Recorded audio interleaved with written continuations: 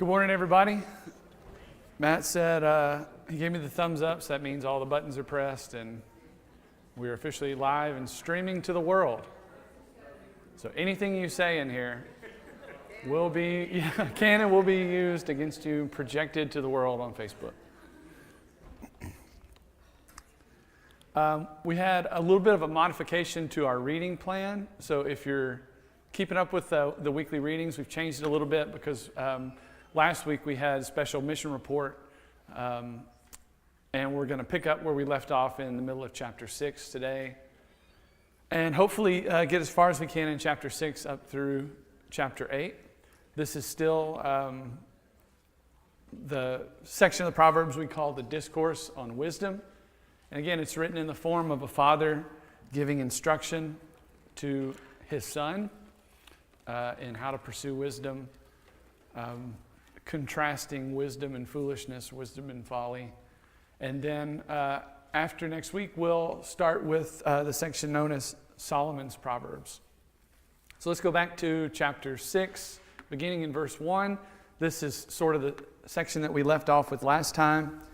It said, "My son, if you have become surety for your neighbor, have given a pledge for a stranger, if you've been snared with the words of your mouth, have been caught with the words of your mouth, do this then, deliver yourself, since you have come into the hand of your neighbor. Go, humble yourself, and importune your neighbor. Give no sleep to your eyes, nor slumber to your eyelids. Deliver yourself like a gazelle from the hunter's hand, and like a bird from the hand of the fowler."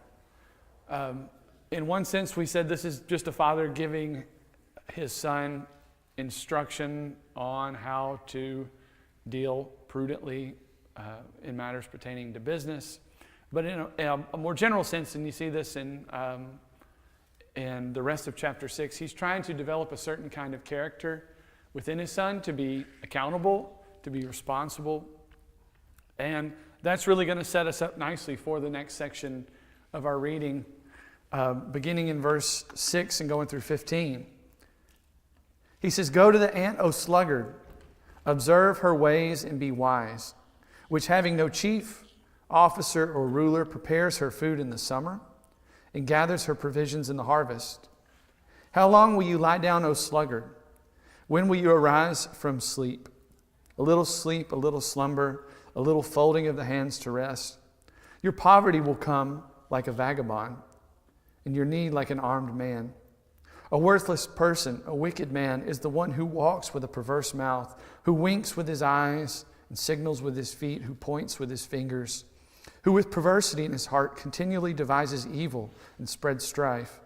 Therefore his calamity will come suddenly. Instantly he will be broken, and there will be no healing." A lot of different lessons you could learn from this, but one is simply that nature itself teaches that foolishness is associated with laziness. Or I think the favorite way I found that word translated is in the NRSV is "as a lazy bones." Go to the ant, O lazy bones.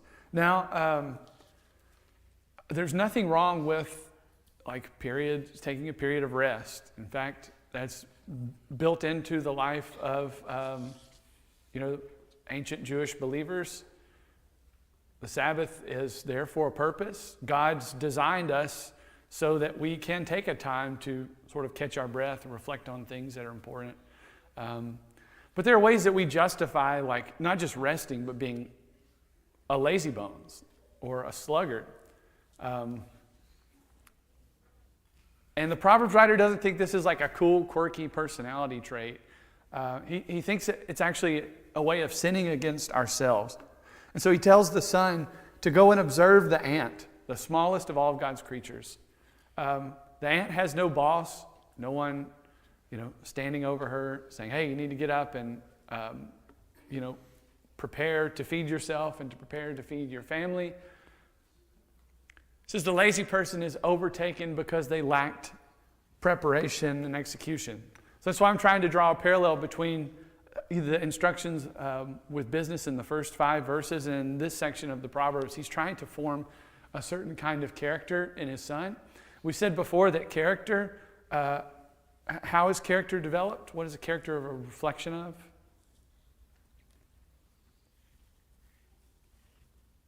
One at a time, please. Character is built out of habits. What kind of habits do you develop? Habits develop, they're just a consistent line of actions. So the Father wants to instill, be very precise, take wise actions, and they will develop and crystallize into habits, and your character is just a collection of your habits. So he's trying to set his son on a good path early on. This was a great ancient Christian commentator named Ambrose was commentating on this section in the Proverbs. He said, the ant is a tiny creature, yet it ventures to achieve things beyond its strength. It is not driven to labor as a slave is. Rather, without compulsion and with freedom of foresight, it lays up provisions for a future day. Scripture admonishes us to imitate the industry of the ant. This is, I guess, a pretty common theme in biblical literature. We see this with Jesus in the middle of the Sermon on the Mount as well. He tells us to observe the lilies of the field, right? They neither toil nor spin. And we step on grass every day. We step on ants or step over ants every day. And Scripture is constantly pointing us back to the small things, that there is wisdom in the small created things that God has made that can teach us about a good life, a responsible life. Notice he says a worthless person, this is in verse 12, is a wicked man, is one who walks with a perverse mouth, who winks his eyes and who signals with his feet, who points with his fingers. These are all, in the Hebrew Bible, these would be like notions that someone is dishonest or they don't really mean what they say, right? Like, oh yeah, I'll meet you at the gym at 5 a.m., wink of the eye. Scripture wants to say that avoid this sort of person. Avoid someone who says one thing and who does another, who with perversity in his heart continually devises evil and spreads strife. We saw back in chapter 5, the father reminds his sons that evil has an addictive quality, that before you know it, you're set on a path of evil, wickedness, and you crave to do the things that initially you thought you would never be tempted to do. Yes, ma'am? I'm thinking of ants in my house. If I'm not careful with the cat food. But I was impressed. The other thing that ants do is they come together and they work together to do amazing things together also. And it took about 5 ants to carry a piece of cat food, but they all worked together. And they were very determined on their goal and where they were headed together. Yeah. Trust me, I got a lot of stories about ants. They can be a real problem when they get together like that. Especially if you have a 3-year-old who just freely throws her food everywhere. Yeah. We have learned a lot of lessons from the ants. Any other comments on this section of our reading? I know this was for a couple weeks ago, so you might have had some extra time to read. We talk about what will I say? It's the repetitive nature, and I mean, there's even certain cultures that are known. We'll say, oh, this culture is known for, their work ethic, or it is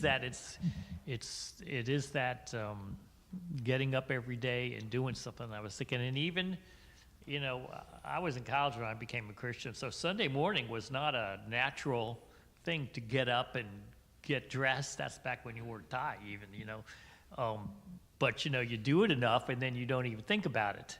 Yeah. And we kind of sometimes want to wait till we feel like it. And we used to always say, if it hurts, keep working at it till it feels better, Yeah. But I think it's just it's every part of our human life and Christian life. We need to be doing that. Yeah, good. All right, let's read the next few verses. This, to me, is one of the coolest sections of Scripture in all the book of Proverbs. There are 6 things which the Lord hates. Yes, 7 are an abomination to him. Haughty eyes, a lying tongue, hands that shed innocent blood, a heart that devises wicked plans, feet that run rapidly to evil, a false witness who utters lies, and one who spreads strife among brothers. All right, so this is a really neat, the way that these verses, this teaching is structured, you can really see it well in Hebrew, which I'm not a great Hebrew reader, but even like the elementary Hebrew that I've read, you can see this visually on the page, and it's very neat construction. So this is what's called a chiasm. It's like a special structure of literature that's meant to show the most important point comes in the middle. I guess the laser pointer does not work on the screen. But right there, isn't that crazy? Wow. Above and below, but not on the screen. It's the one place I need to point. It doesn't point. But right there in the middle, and this was like the emphasis of our reading from chapters 4, 5, and 6. Notice what comes in the middle here is the heart. So you see the first verse, you have prideful eyes, one who sows discord with family, a lying tongue, a tongue that bears false witness, hands that shed innocent blood, feet that run to evil, and what is in the middle there is the heart. The Proverbs writer has already said multiple times we are to guard the heart, for from it flows the issues of life. There are a lot of these sort of chiastic structures in the Old Testament. Whether these were written to help people memorize the text or just to boil down the most central point being in the middle, I'm not entirely sure. But yeah, this is teaching us things that the Lord despises. Prideful, haughty eyes. What's the outcome of someone who sees themselves as, the victor in every story, who can do no wrong? Well, one outcome could be that you sow discord in your family, right? How many of us, we don't have to show of hands, how many of us have a person in our family or in our friend group who just can't be wrong, who can't be the bad guy, who can never take responsibility for some sin? Lying tongue, bearing false witness. Hands that shed innocent blood, and then feet, again, that are driven to perpetually to do evil things. What's the source of that? It's a heart that is prone to wickedness. I really got into, like as I was studying for this, thinking about the comparison between these 7 things and the Beatitudes. So Jesus says in Matthew chapter 5, "Blessed are the poor in spirit, for theirs is the kingdom of heaven." How would you contrast the poor in spirit with those of haughty eyes or prideful heart? Maybe there's a lot more that we could compare there between the Beatitudes and this section of sins in Proverbs 6, but maybe you have something you came across in your reading or something you want to share. Yes, sir.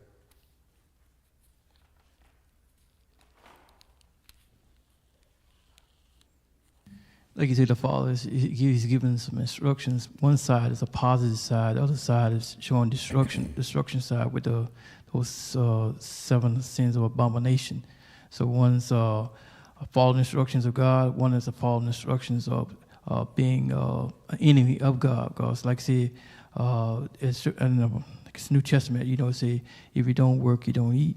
So he's trying to teach his son, some values, some wise instructions to work honestly. And like I say, he pointed out the ant, they work together in a unit for honesty. They lay up for when the winter comes, they have everything they need. But a fool is trying to get everything he can. He's getting his dishonesty, like I say, the haughty eyes and the lying tongue, the hands that shed innocent blood, the heart that divides weakness. All his things he's doing is against God. If you don't work honestly for it, what you going to do? You're going to wind up stealing or trying to take from someone who has worked honestly for it. So he's giving him wise instructions for as life physical as also as things that are spiritual as well, because you're going directly against God. Like you said, your hands are too short to box with God. Yeah. Thought I saw a hand over here.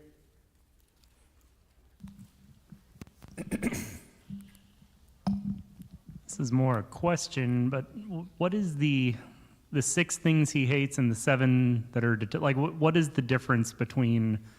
It says there are 6 things he hates, and then lists 7. My understanding is Abominations. that the 7th is like, this is supposed to emphasize that these are together, these constitute an abomination in the eyes of God. So it's not as if like one is the most important. Okay. That's my understanding. Maybe Tim or somebody. I need Daryl Berry in here because he is the Bible answer man. But that is a good question. They so often go together. Yes, ma'am. Yeah, these things often go together.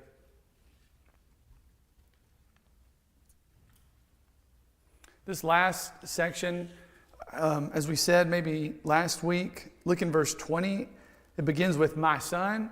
Usually that line indicates that this is a new section of teaching.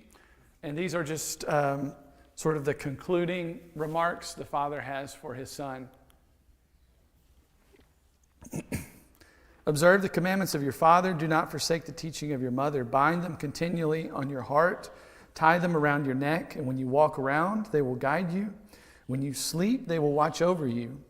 And when you wake, they will talk to you. For the commandment is a lamp, and the teaching is a light. And reproofs for discipline are the way to life." We said before, the wisdom and instruction, Proverbs writer will talk about it as almost like a necklace that you are to adorn, something that is a reminder to you, but something that you wear proudly. Right? I used the example of my daughter with her gaudy Mickey Mouse necklace that she's so proud of that she'll wear with any clothing. In a much more serious way, the teaching of your parents, or this wisdom instruction that the Father's giving his Son, is something that he doesn't just like sort of do, accept to pacify his parents, but it's a badge of honor. This is tested in true wisdom that, as it says in verse 22, when you walk about, it will guide you. When you sleep, it will watch over you. When you wake, it will talk to you. We said different places in Proverbs, the wisdom and instruction literally is portrayed as guide, guarding, and directing you, which you hear a lot in prayers, and I think is more than just like a clever saying. It's really a good description of how wisdom follows the one who would live by it. And then he returns to talk about this evil woman, who we'll see in chapter 7. This will be our 4th and final encounter with her. "Keep from the evil woman, from the smooth tongue of the adulteress. Do not desire her beauty in your heart, nor let her capture you with her eyelids. For on account of a harlot, one is reduced to a loaf of bread, and an adulteress hunts for the precious life. Can a man take fire into his bosom and his clothes not be burned? Or can a man walk on hot coals and his feet not be scorched? So is the one who goes into his neighbor's wife. Whoever touches her will not go unpunished. Men do not despise a thief if he steals to satisfy himself when he's hungry, but when he's found, he must repay 7-fold. He must give all the substance of his house. The one who commits adultery with a woman is lacking in sense. He would destroy himself does it. Wounds and disgrace he will find, and his reproach will be blotted out. For jealousy enrages a man, and he will not spare in the day of vengeance. He will not accept any ransom, nor will he be satisfied, though you give many gifts." The last encounter we have with this woman comes in chapter 7, and it's the Father actually illustrating a story of a young man being enticed by this strange or adulterous woman. He reminds the Son that just as you cannot play with fire without getting burned, consequences will follow from going down a certain path. We've all had to learn the lesson the hard way about literally playing with fire. I still remember the time I was in my grandmother's Lincoln Town Car, and I pushed the little cigarette lighter button in, pulled it out. It's glowing orange. Got to touch it, right? And that's a powerful lesson, right? Maybe she shouldn't have left me in the car, but that's a separate story altogether. You cannot play with fire without getting burned. And the father wants to teach his son that lesson before he has to encounter that suffering. I had maybe a couple of concluding thoughts for chapter 6. The first, goes back to the lesson of the ant. Like the lilies of the field that Jesus tells us to observe, or the birds, the wisdom of the ant, of the small things that God has made, is worthy of our attention. Don't ever think yourself so great that you can't learn a lesson from something small that God has made. And then secondly, pride, greed, and selfishness will cause the son to destroy himself if he's not on guard. And that seems to be like the three main themes that we've encountered thus far: pride, greed, and selfishness. All those things could be separated, but then they could also, as said, be taken together. The world from which we must be detached, the world that is Satan's kingdom, is not the planet, not matter, but our own greed and lust for it. It's a great little book that reflects on the Beatitudes and on these sins from Proverbs 6. All right, anything before we head to Proverbs 7? I know Mark's already probably read all of Proverbs in preparation for this. He's on Proverbs 24. So he's way ahead of the game. We had a little break, so I'm sure some of you have read ahead. But we're going to read through a portion of chapter 7, and then we'll stop and talk about it. He says, "My son, keep my words and treasure my commandments within you. Keep my commandments and live. And my teaching is the apple of your eye. Bind them on your fingers, write them on the tablet of your heart. Say to wisdom, you're my sister, and call understanding an intimate friend. That they may keep you from the adulteress, from the foreigner who flatters with her words. For at the window of my house I looked out through the lattice, and I saw among the naive and discerned among the youths a young man lacking sense, passing through the streets near her corner. And he takes the way to her house in the twilight, in the evening, in the middle of the night, in darkness. Behold, a woman comes to meet him, dressed as a harlot, cunning of heart. She's boisterous and rebellious. Her feet do not remain at home. She's now in the streets, in the squares, and lurks behind every corner. She seizes the young man and kisses him, and with a brazen face she says to him, I was due to offer peace offerings. Today I've paid my vows. Therefore I have come out to meet you, to seek your presence earnestly, and I've found you. I've spread my couch with coverings, with colored linens of Egypt. I've spread my bed with myrrh, aloes, and cinnamon. Come, let us drink our fill of love until morning. Let us delight ourselves with caresses. For my husband is not at home. He's gone on a long journey. He's taken a bag of money with him, and at full moon he will come home." Now, that's the father painting this picture for the son. A young man lacking sense is powerless against something like this. It's just true. 4 different times this woman has been introduced to us as a strange woman or an adulterous woman or harlot. And she's supposed to represent everything that is the opposite of Lady Wisdom. Notice her description. She moves in darkness. She's cunning. She's boisterous, rebellious.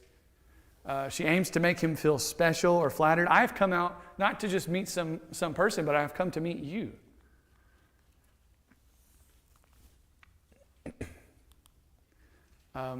There's almost nothing here that we don't really see, at least up to this point in verse 20, we don't see the son really putting up a fight.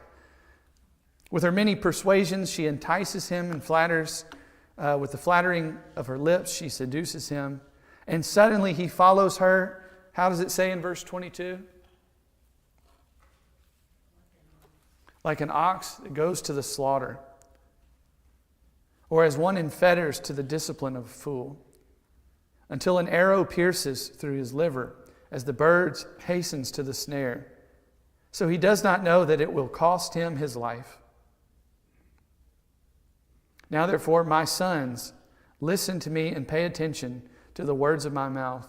Do not let your heart turn aside to her ways. Do not stray into her paths. For many are the victims she has cast down, and numerous are all her slain. Her house is the way to Sheol, descending to the chambers of death. It might seem like a little bit humorous to see this powerless young man at first ensnared, but then reality sets in, and it's a tragic story. It's a young man who is enticed in following these sensuous desires, but in the end, it leads to his own downfall, to the destruction of his life. He does not know, it says, that it will cost him his life. There's a lot that's been said already about the importance of remaining faithful to your marriage vows and adultery. And I don't think I have to say anything to people here, because all of us have been touched in one way or another by adultery or affairs in our own family. It really does destroy your life. And the best thing that can come from a situation like that is just a lot of silent grief. And so the father wants to spare his son from that. Notice he says here, this happens a few different times in the Proverbs, but now he's speaking to his sons, therefore my sons. At first he was speaking son singular. One commentator says this suggests that this is the kind of wisdom that the son should pass on to his children. So it's almost as if the father is speaking to descendants beyond his immediate son. Seductive speech and smooth talk are negative and dangerous forms of speech in the Proverbs. I'm a sucker for, I can walk up to like a used car lot and end up ready to buy a car. Just because someone with a little bit of sense can make a deal sound really sweet. And I think some of us are more prone than others to be agreeable or deferential, and in those cases we are seduced by smooth speech. And the father wants to warn his son to be on guard about that. Any comments or questions about this section of reading? Yes, sir.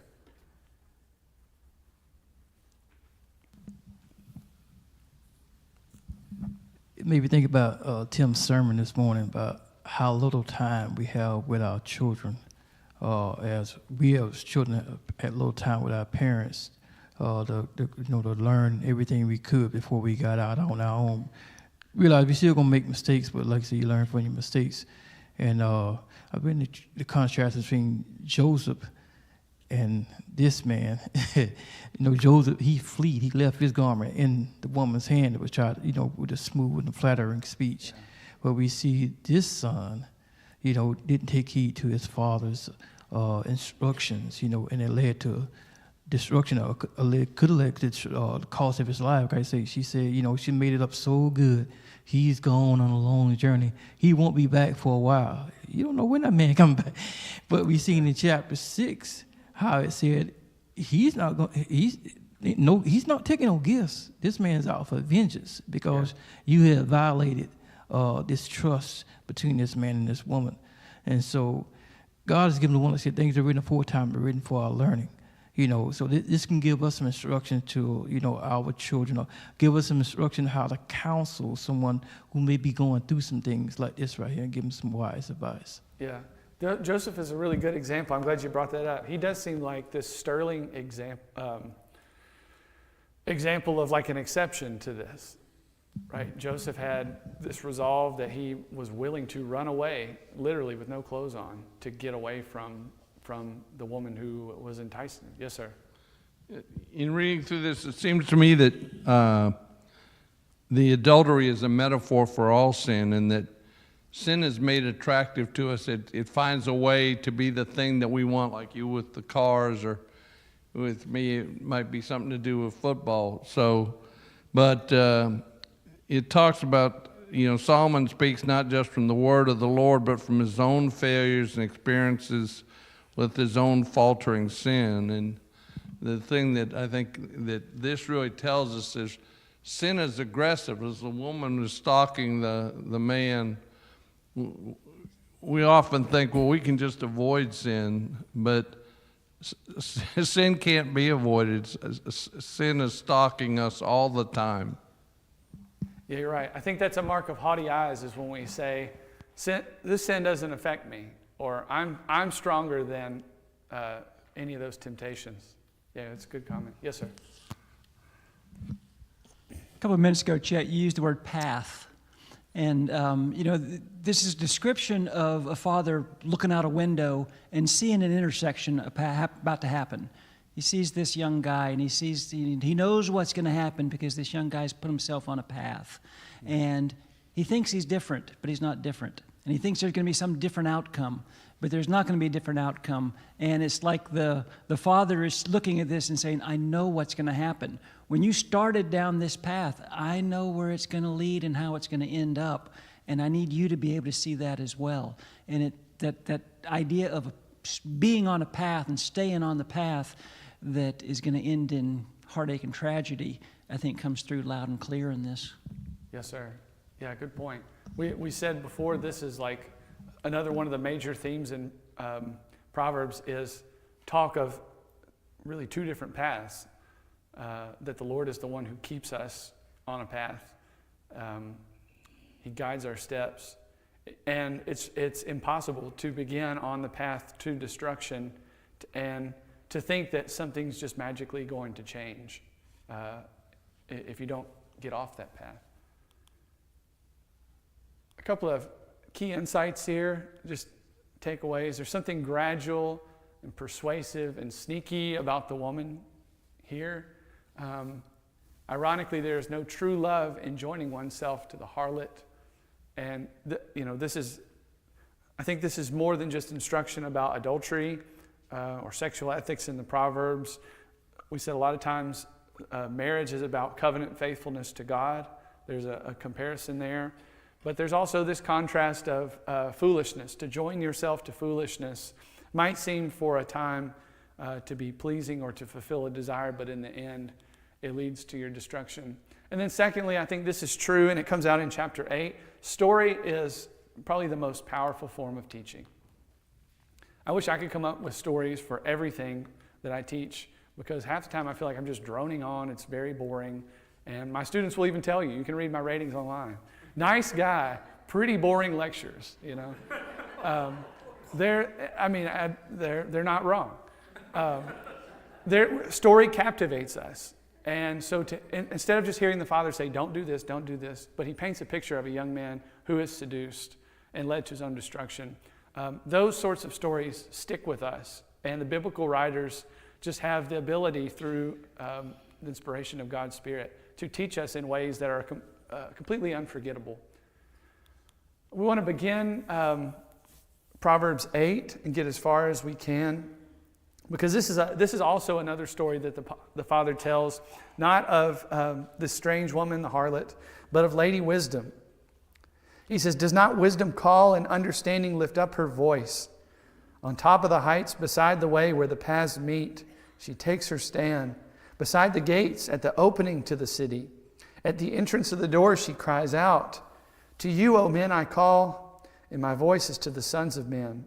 O naive ones, understand prudence. O fools, understand wisdom. Listen, for I will speak noble things, and the opening of my lips will reveal right things. For my mouth will utter truth, and wickedness is an abomination to my lips. All the utterances of my mouth are in righteousness. There's nothing crooked or perverted in them. They are all straightforward to him who understands, and right to those who find knowledge. So take my instruction and not silver, and knowledge rather than the choicest gold. For wisdom is better than jewels, and all desirable things cannot compare with her. I, wisdom, dwell with prudence, and I find knowledge and discretion. The fear of the Lord is to hate evil, and pride and arrogance, and the evil way, and the perverted mouth I hate. Counsel is mine, and sound wisdom.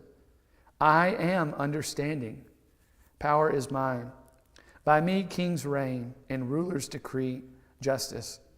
So just very quickly, like if you call to mind how the strange woman was described, she's like lurking in darkness around the corners. But here, like, how's wisdom portrayed? out in the open. Not picking on the most vulnerable, but standing in the open square before the light, calling out boldly, like, I have wisdom, I have instruction. Come to me that you might find life, and pursue me, because the things that I have to offer are better than the choicest gold and silver. She contrasts everything about the strange woman, not just in sort of the way that she moves through the town, but she is known for giving intelligence, for noble things, truth, righteous words. Although her instruction is better than silver and gold, notice this is another common theme, that riches and honor are with me, enduring wealth and righteousness. And we think back to like the prayer of Solomon. Solomon did not pray for riches and honor. He prayed for wisdom. But what came as a result of that? He also received riches and honor. So again, this could be Solomon sharing some personal insight in the life of his own, in his own prayer life. By me princes rule and nobles, all who judge rightly. I love those who love me, and those who diligently seek me will find me. That sounds like a passage from the Gospels. I mean, that sounds like something that Jesus himself would say. Those who seek me diligently will find me. That was the note that I forgot that I had included. See, it's just coming right back to me right now. Consider the parallels with the gospel here. Ask, and it shall be given to you. Seek, and you shall find. Knock, and it shall be opened to you. Those who diligently seek me will find me. My fruit is better than gold, even pure gold, and my yield better than the choicest silver. I walk in the ways of righteousness, in the midst of the paths of justice, to endow those who love me with wealth, that I might fill their treasure stores. The Lord possessed me at the beginning of his way, before his works of old. From everlasting I was established, from the beginning, from the earliest times of the earth. And then there's a long reflection here about the origin of wisdom, wisdom's presence with God at the very beginning. This is a pretty interesting note. The word for prosperity and righteousness here, or it's translated two different ways in the Old Testament, but here it's translated two different ways, and it's really just the same word. Wisdom is said to have been created at the beginning, or present at the creation. Before the mountains were settled, and before the hills I was brought forth. While he had not yet made the earth and the fields, nor the first dusts of the world, when he established the heavens, I was there. When he had inscribed a circle on the face of the deep, and made firm the skies above, and spread, when the springs of the deep had become fixed, when he set forth the sea and its boundary, so that the water would not transgress his command, he marked out the foundation of the earth, and I was beside him as a master workman. I was daily his delight, rejoicing always before him, rejoicing in the world, his earth, in the heavens, my delight in the sons of men. Just beautiful lines. Early church fathers had much to say about this passage. Is this a reference to Christ at the beginning?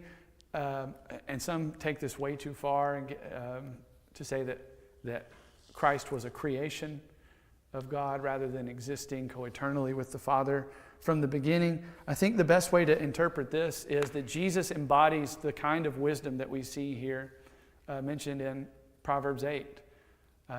Jesus existed from the very beginning, begotten eternally from the Father at the beginning of creation. Therefore, my sons, listen to me. For blessed are they who keep my ways. Heed instruction and be wise, and do not neglect it. Blessed is the man who listens to me, watching daily at my gates, waiting at my doorpost. For he who finds me finds life and obtains favor from the Lord. And he who sins against me injures himself. All those who hate me love death. Yes, sir. What does the word diligent mean? Can you say that louder? What does the word diligent mean? Diligent. Would somebody have a good, quick definition of diligence? Yes, sir. To work hard at something? And the reason why I asked you, the reason why I asked, because you had mentioned that in part of your teaching, saying that God says, those that diligently seek me will find me. And even though we don't find the word faith in the Old Testament, and, you know, we see examples of it, but we don't see it, you know, at least I haven't, in the Old Testament, the word faith used, faith in God in this, faith in God. But in the New Testament, you see it introduced by Jesus. And then when you see Hebrews 11:6, when you look at the definition of faith, you see that it's right there beaming at us, you know, as Hebrews 11:6 says, without faith it's impossible to please God, for those that believeth in him must believe that he is, and he is a rewarder of those that diligently seek him. Mm-hmm. You see, so that concept from the Old Testament wisdom goes over and transferred into a concept that we call faith. And I just thought that that was kind of interesting because you brought that up a couple of times about if we diligently seek God. And I wonder if we really know what that word diligent mean. I mean, I kind of think I know what it is, but it didn't really hit me until you just kind of mentioned it there. Yeah, so I mean, I think the best way to understand diligence, at least how it's used in these passages, it's wholeheartedness. So you can tell the difference between someone who sort of half-heartedly pursues something versus pursuing it with their whole heart. Are we willing to invest everything to pursue wisdom or to pursue the Lord here? And so however we would answer that question determines the extent to which we are being diligent in our pursuit of those things. Yes, ma'am? It's a focus that you work towards. You know, if you're diligent about something, you set a goal, you focus on it, and you work towards it, and you grow in it. Yes, ma'am. That's great. We have maybe 1 minute left. I was thinking for next week we'll read as much as we can. Take a week to read Proverbs 9 through 11. This finishes up the wisdom discourse where the father instructs his son. So we finish up with that in chapter 9, and then chapters 10 through 11 begin the Proverbs of Solomon. And I appreciate your attention and being here today. Maybe we could close with a word of prayer.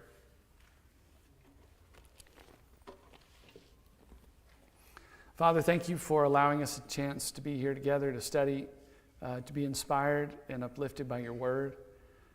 Father, it is far easier for us to see the foolishness and failure and weaknesses of others than it is to see it in ourselves.